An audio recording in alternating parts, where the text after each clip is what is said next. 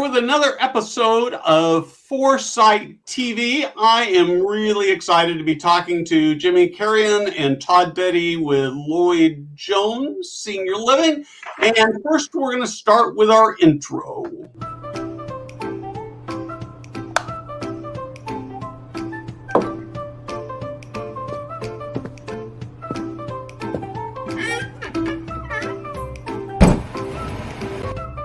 Hey guys, Steve Moran here.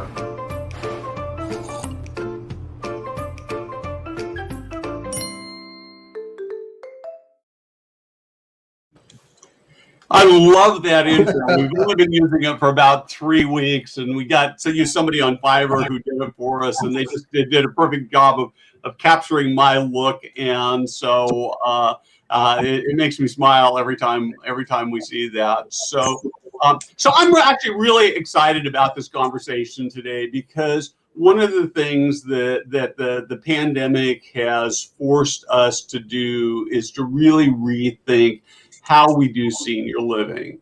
And this is something that you guys are working on. So before we actually get into the topic in the conversation, Jimmy, why don't you tell us who you are and who Todd is, and then we will get into the substance. Yeah, absolutely. Thank you for having us on your show. So my name's Jimmy Carrion, and I'm VP of Business Development at Lloyd Jones. And here with me is Tod Petty, who's our EVP at Lloyd Jones Senior Living. So Lloyd Jones was founded in 1980 in the multifamily sector, and they've been doing multifamily for the last 40 years. And actually, Chris was one of the pioneers in active adult. He's developed 5 of them 15 years ago. And those are kind of legacy assets that he's had and will keep forever. And he saw a need in the senior housing world.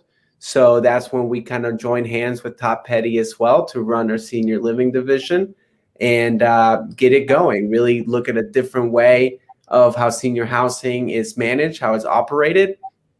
And we look forward to seeing how senior housing progresses as a whole. Perfect. And Todd, why don't you tell us a little bit about who you are for those who don't know you? Many do already.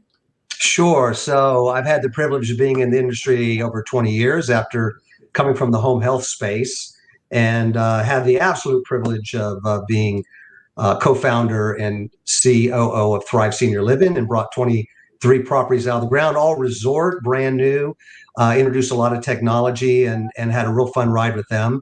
Probably the greatest time I've spent in my life has been with Louis Gerard, though, in Lakeland, Florida, where we addressed the middle market. So I was with them for 3 years, and we had distressed hotels that became AL memory care and independent living. We brought distressed skilled nursing, and overall was able to bring in 10 projects with them, including 2 out of the ground.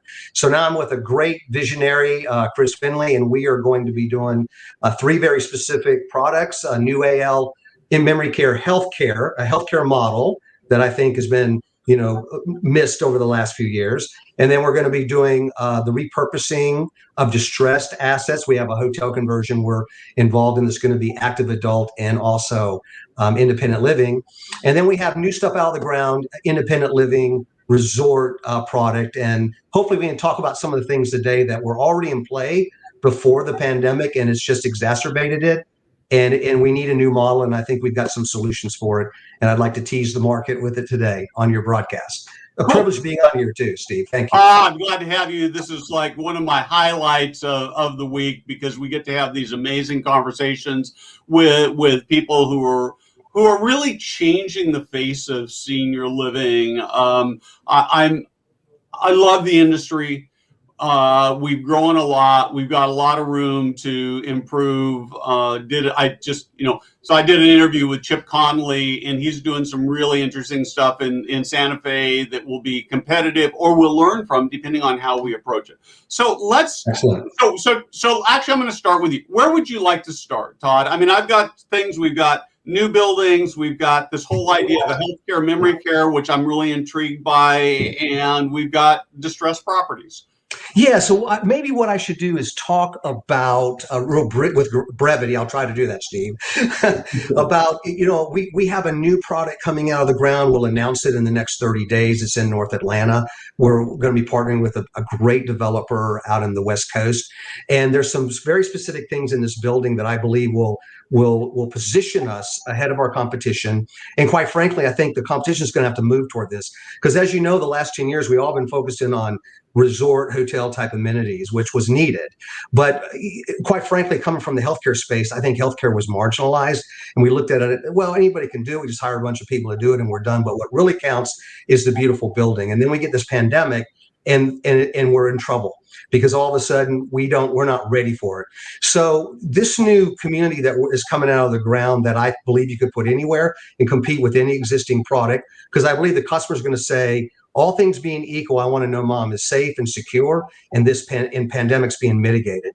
So how do we do that? So one, we're going to charge more money, so it's going to be a little more expensive right off. That's how we pay for all this. But a couple things, real practical things. We're going to put kitchens back into the AL rooms. Now they're not going to be big, but they're going to be small. But for the very purpose that family has to come in because of a pandemic, and there's lots of quarantines we should have already been prepared for. There's scabies, there's flu, and now we've got, of course, COVID-19. But they can come in and have their meal in the room. The families could come in and cook if they wanted to, or there's still AL memory care folks that still can cook, but we'll have a dining room, of course, but we're putting a kitchen in and we're going to put a laundry in. So we're going to put a laundry in these suites. And if we do the laundry for them, the caregiver goes in and does the laundry and spends time with the resident.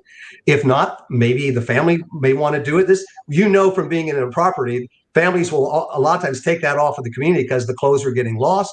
They don't want them commingled. And who wants to take all the clothes down in the middle of the night to one laundry room where lots of stuff can happen to the clothes? So we're going to put laundry rooms in the suites. We're going to increase the majority of those suites to 2 rooms. Because if you look at the statistics and people that provided feedback, when you went to a 400 square foot unit, people felt very, they felt like they're in jail, quite frankly, getting their food in a plastic box. But if you had a 2-room suite where you had 2 rooms to go to and kind of could move around, you have a situation like that. There's more comfort in that. And that's the demographic that's going to be paying a $5,000 to $6,000 rent. That's what they want. So, and of course, I won't get into the building changes, but, we're changing the air more frequently. There's negative ion generators who's going to attract the pathogen and move it through filterization systems. There's UV lighting. We're still looking at that and a variety of other stuff. But on top of that, we have these folks. And again, I know, you've been such an advocate for the industry. I really appreciate it. When I grow up, I want to be like you one day, I told Jimmy. But, we have AL memory care. And when a person starts to need more care, well, we're going to send them to memory care in the present model. There's nothing there for them. They go to memory care, which is a secured unit, and they decline but a great unit for people that need lots of shepherding, but a person that has short-term memory loss but is not at risk for eloping really doesn't need to be there. So we're going to introduce transitional living. So transitional living will be additional money they'll have to pay, but it'll be programming with a director, more OTPT, and individualized activities designed for that at a price point probably around $890 to $995 more a month. And then we're doing a price matrix. And I know some of this is going on, but I just, quite frankly, I haven't seen it. So I don't know why it's not happening. But when I tell a customer that their mom needs more care and they tell me why, Todd, and I say, well, we put them through the computer and they're level 4 now. Well, what's level 4? Oh, it's just a lot of stuff and we got to take care of them. And they have a problem with that. And then you say, oh, they'll get more care, and then they may not get it. And they're saying, what am I paying for? So we're going to offer a new pricing matrix, which is fee for service. So if mom needs diabetic monitoring and she needs insulin, then there's a diabetic service charge. It equals X amount of dollars. And this is what we give for that. It's measurable. It's going to be hard for someone to say, hey, I don't think you should pay for this when you're giving the insulin, right? It could be oxygen services. It could be complex meds. You have someone that needs more than 10 meds, then they should be charged more. So it could be ostomy care. It could be 2-person assist. It's a laundry list of what we're providing and what we're going to charge, and that's how we're going to bill. We still meet our revenue goals, but it's transparent billing. It's no different than what a hospital does. And all things being equal, I think we're going to kill it, because if I'm going down the street with level 3 through 10 or points 1 through 1,000, I think I'm going to be able to tell a better story. So we're excited about that. And then in order to get this done, you can imagine I'm going to need someone that has professional healthcare. They're going to need to run a resort, and they're going to have to run a lots of activities and a social model. So we're going to have to pay more. So we're prepared in our models to pay more. And I'll stop there. So I don't want to dominate the show. We'll be out of time. Well, I've got so many questions. I hardly know where to start. So first thing I want to talk about putting kitchens and laundries in apartments.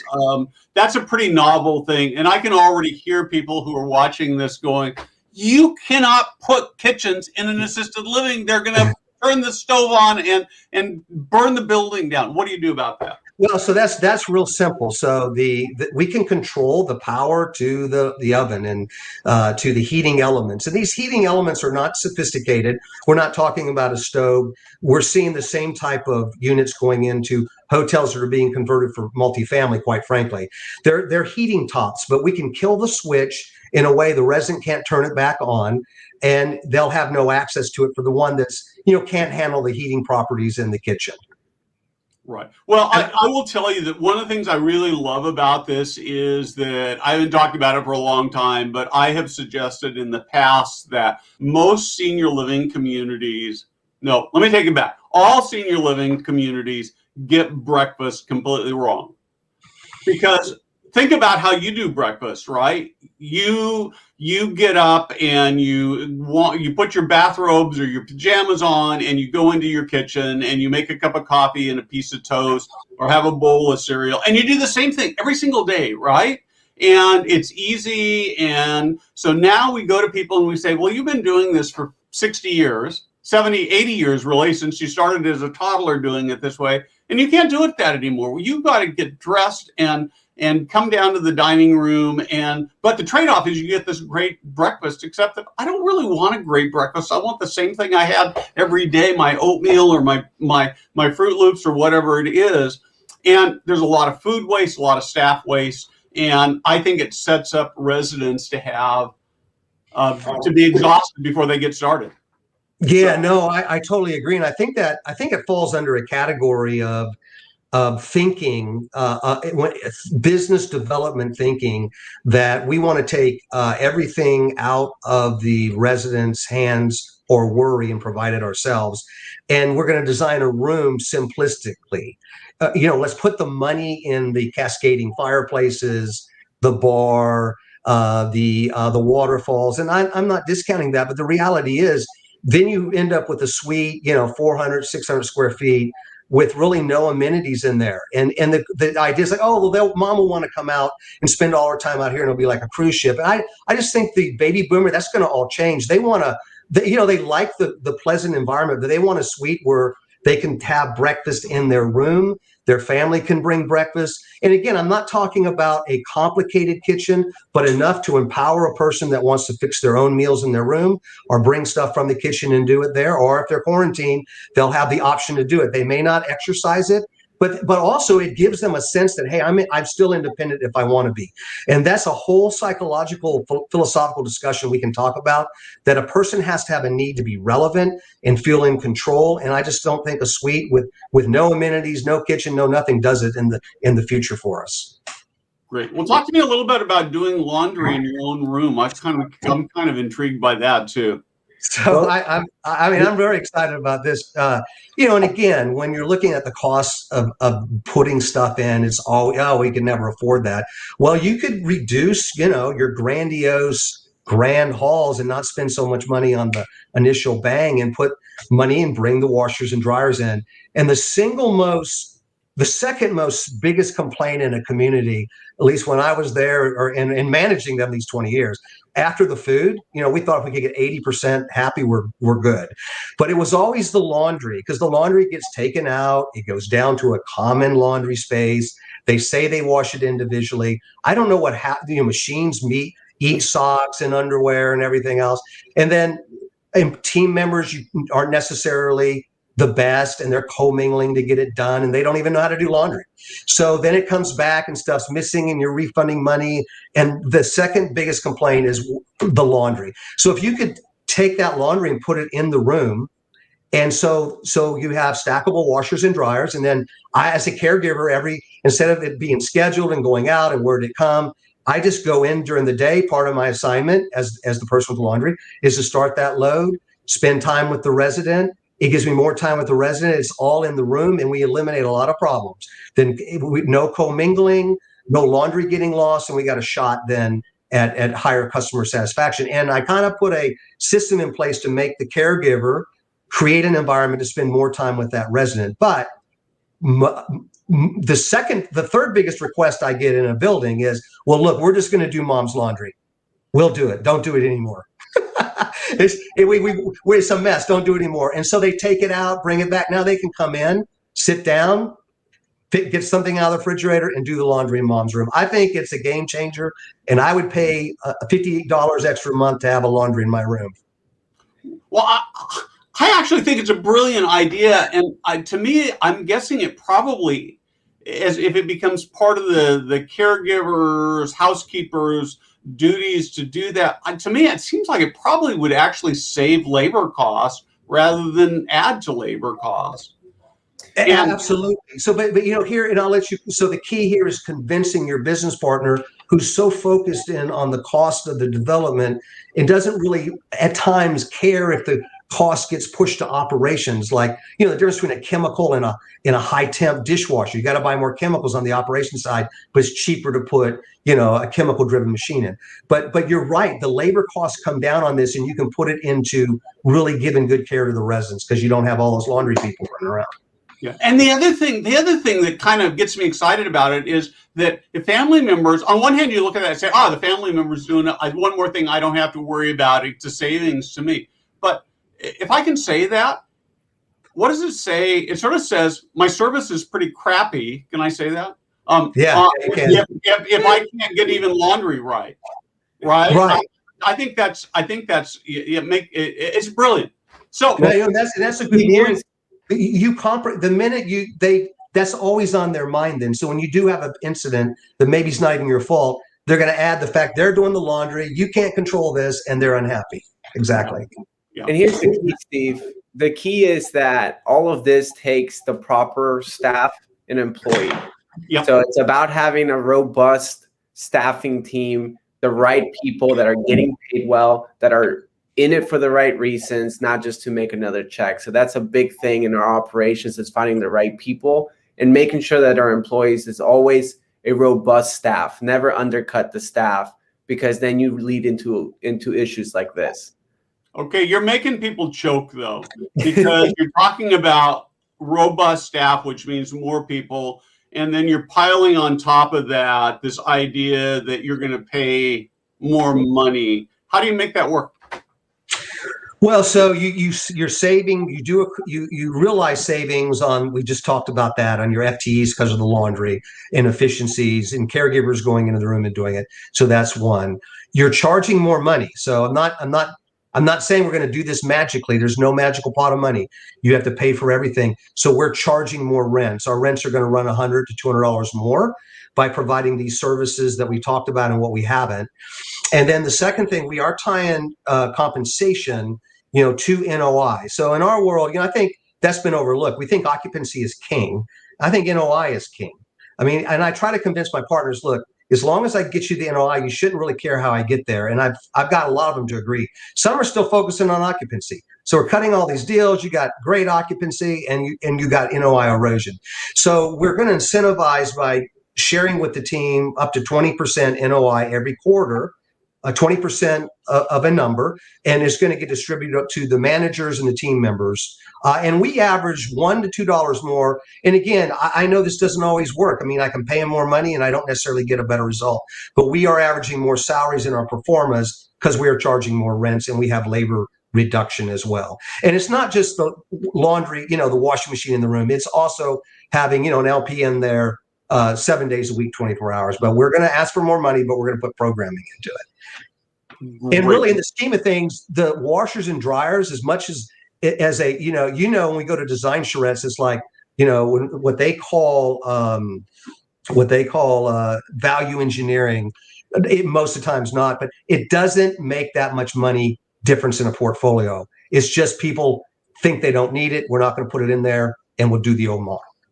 Yeah, it's really interesting you say that. I wonder, it'd be fun to sit down and make a list of all these things we think we believe that probably aren't really true, right? I know. Because we've always done it that way. So can we talk a little bit? We spent most of our time talking about what happens in the four walls of the living residence itself, which is super important. Ultimately, it's where people spend most of their time. But what about the broader, holistic, how are you approaching creating great experiences for residents? Great. That's a great question. So I started working on this several years ago, and it never got legs to it. It never had the minutiae it needed to, because I couldn't convince anybody it was relevant. So I'm going to try again here. So, everybody has a wellness program, and people understand generally you got to have some program. And so you can go to websites and read about it. And normally I have no takeaway of what it is.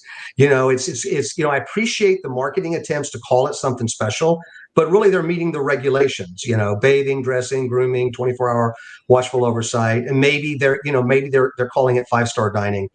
I just don't think that gets it in the new world. And so a lot of the things that I have worked on over the years to try to make a difference in properties, and quite frankly, as I grew, had other staff people, it started to dilute the vision. I've tried to explain, and I'm still trying to explain, in what we call aging with confidence. So everything that we do, we believe the new future is, if you've read the book, Live Long, Die Short. It's a great book. It doesn't get a lot of airplay in senior housing. It needs to, because it's all about, look, we used to think 75% of how we're aging is genetic. And we only have control over 25%. And now we go through all these studies and find out it's the opposite. 75% we have control of, and 25% maybe we don't. And it's all about what you and I talk about a lot, Steve, walking. I mean, just walking. I mean, I've got Harvard Publishing telling me if we can walk, 30 minutes a day, and it can be in just 10 minutes, and I do that 3 times a day, and I'm just moving, not at whatever speed. I mean, I'm now delivering more serotonin to my brain than I am if I'm taking a depression pill. And there's all kind of research going on in these areas. So we're trying to figure out a way, with these 8 elements to specifically address situations. So I'd like to run two real quick by you. So we have these eight areas. I'll read them to you. We have positive psychology. I don't have a better name for that. That's what it is. I used to have something called act fitness. It's now called movement. I'm just trying to get my residents to move, because if they move, they'll do better. Hydration, sensory design. I want to talk to you about that. Medication delivery is obviously big. It's got to be right. We have progressive engineered environments. This is creating an environment, where you can age successfully in. I don't want to call it 5-star dining anymore. I don't really know anybody that does it. Maybe my friends at Balfour do. I mean, they charge $12,000 a month in rent. I'm sure they might do it, but most people don't. We call it that. So I'm calling it brain healthy nutrition. And I'm not trying to give or get any type of specific thing. Hey, if you eat better, you'll feel better. I know that's true for me, who ate pizza and Diet Coke for 20 years. And then sleep. I mean, we know if a person gets up through the night and has a UTI and they're sleep deprived and they have behavior change, and then we try to give them a pill because we think their behavior is changing, and it could be a urinary tract infection, and that's due to dehydration. So how do we address all this stuff? And that's what we try to do in our programming. So real simple. I'm going to do something simple, and I want to do something a little more complex, but hydration. So, we created this beautiful poster, part of our hydration element, an essential element. So that means, yes, cheers. That's my coaster. So water. So, the residents don't drink, but so here's the thing. I'm going to provide an extra glass of water, and I'm going to pay for the glass. I'm going to pay for the chemicals to clean it. I'm going to mandate that it be put out at the table. I'm going to encourage my residents to drink. Well, what if they don't? Well, if they don't, they don't. But I'm going to have it there. So if they do go to an emergency room, I can say I tried. And I'm going to have beautiful hydration stations throughout my building, and we're going to keep them fresh. And we're going to find out ways to do that. And I'm going to put a poster up to teach my staff that. And that's my program. I want to encourage drinking water. There's not another way I know how to do it, and that's pretty simple. But there's all kind of research. We could go on for hours of what water does in the life of a person, and most of our residents are dehydrated. But the other thing that's a little more, I think, is cooler is what I call concierge or sensory design. And so in the sensory design program, what we've looked at is the various components to our physiology that affect us: visual, auditory, kinesthetic, what we taste, gustatory, olfactory, what we smell. So how do you do this? Well, we can put digital signage in. And again, you got to know, it's just not, oh, we got these signs in too, and they're digital just like the hotel, like everyone else does. Well, no, we're putting digital signage in with very particular images. So when our families come in, we get credit for Barry Manilow coming the other night, for mom doing a jig with him, singing with him, these beautiful plates of food. So when mom tells their loved one that, oh, they serve barbecue every night and they're not doing anything, I can take that off the table and we can have another discussion. And I can set goals for the residents, Cinco de Mayo, the mariachi band, and they can see these visual. And so I'm creating the image in their mind, their sensory, to create a state of being they need to be healthy. Another area is I'm not just putting, aromatherapy in and spending more money so you can smell cool. Oh, it smells good here, or cover the urine. Oh, it's going to get rid of the urine smell we're dealing with. No, I'm putting it in there because I want that aroma to tie to a memory that the family might have, that the resident might have, to tie them to good memories and lift their emotions and their inner being up. And we can do that with the music that's played. And you got to pay for it. It's technology. Put music in the porte-cochere. Let it be when you're touring that is throughout your hallways, just like a Ritz-Carlton. It doesn't take a lot of money to do that. The aromatherapy can be there. And why that's so important, I'm going to tell one story I always tell, but I want to do it real quick. So I had a CFO that wanted to cut out all of our aromatherapy machines because, wow, they were $150 a month, and said we can just buy the plugins, the Glade plugins. And I said, and this is very important. He said, no, I want to get rid of them. So we go to an assisted living meeting, and we're in the Westin. We stayed at the Westin. He loves Westins because they smell beautiful, because of the great housekeeping. And that's why he'll only go to a Westin. He's walking in and says, see, Todd, it smells beautiful. They got their act together. You need to run a management company like this. And I looked up, Steve, and there was the aromatherapy. The Westin branded white tea dispensing into the area that convinced his sensory emotions that this was a clean place. So that's what we're talking about in these various areas, to create a state of mind for our visitors or guests through all these different dynamics, very specifically laid out. We're going to be sharing in the internet next 6 months to a year. Cool. So, this is the kind of innovative thinking we need to be able to move the industry forward. I have this personal dream of senior living getting to the point where, as people get older, they look forward to moving into senior living because they know it's going to give them the very best last chapter experiences in their lives. And that's really what you are talking about here. So we're almost out of time. I want to say I love the comments. The way the system works, those of you who are on LinkedIn, I can't actually comment back to you.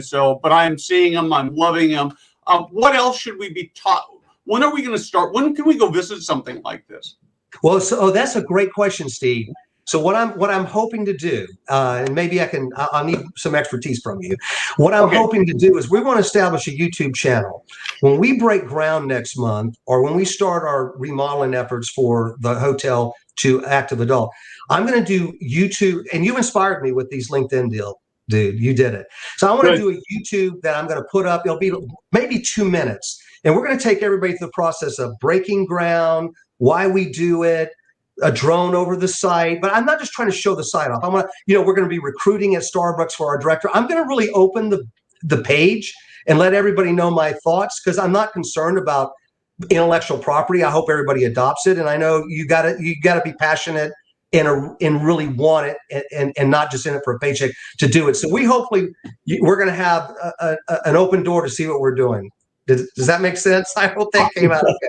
I love it. Yeah, I was thinking when you were talking about all these things with the residents earlier in the video and stuff, I was thinking, I kind of think that every senior living community ought to have a TikTok channel. So maybe it's just me. I know I'm not the only person of kind of my generation who loves TikTok. I was talking to Ken Dykewald a few weeks ago, and we were talking, and he's a big TikTok watcher too. I think I actually made one dumb one. I looked at like 3 times, and there's actually one guy. His name is Old Man Steve, I think is what he goes by on TikTok, and he lives in some senior living community. I haven't been able to get in touch with him but he posts every single day, and so I don't know that it's a great marketing technique, but it would be fun to do and make life kind of worth living. And those are the kinds of things that are so powerful. So. But I think a YouTube channel is a great idea. So, anything else I should be asking you? No, I think that's great, Steve. Our goal is, to provide content to make it valuable to people to come here and have takeaways. I mean, I know Lloyd Jones will get promoted in the middle of it. So I just don't want to be dull, boring. Let's promote our own selves. We want to really make a difference with people. So that's it. I hope people will follow us, and we appreciate your comments. We want to make it valuable, and we want to change the industry for the better and make a difference, and not leave it the way we found it. Yep, absolutely. That's really I think that at the end of the day, what do you want to have written on your headstone kind of thing is, if I made the lives of people better, there's nothing better than that. A lot more important to the world than making billions of dollars. So it is. Anyway, I want to just say thanks very much. Just one sort of piece of actually, where did I do it? I'm going to keep it real here. I don't know what I did. I want to put up this just a reminder that we have this really cool texting community. So if you text to the number 916-659-5278, the word TV. I don't know if that's words. I guess those are letters, TV. And you will get one email back that says, tell us a little bit more. The one thing I want to tell you about that is, one of the things that I hate about it, and I don't have any control over, is actually ask you for your birthday. And that really seems intrusive to me. And so if you want to lie about it, I actually don't care. Except that it would be nice if you put in at least the day, the day and month, and then say you're 120 years old or something, and we might still say happy birthday. But once or twice a month, we're sending out some bonus content that you can only get through our texting community, and we are not doing any advertising through that, although we might sometime tell you about one of our events or something like that. So Todd, Jimmy, thank you for changing the world of senior living for better. Thank you for sharing your thoughts and your ideas, and as we start traveling again, I want to come visit. Yes, absolutely. We're going to have you. We're going to have you. Cool. Thank you very much. And thank you all for watching today. Have a great weekend. Thank you, Steve. Thank you. Godspeed. Bye.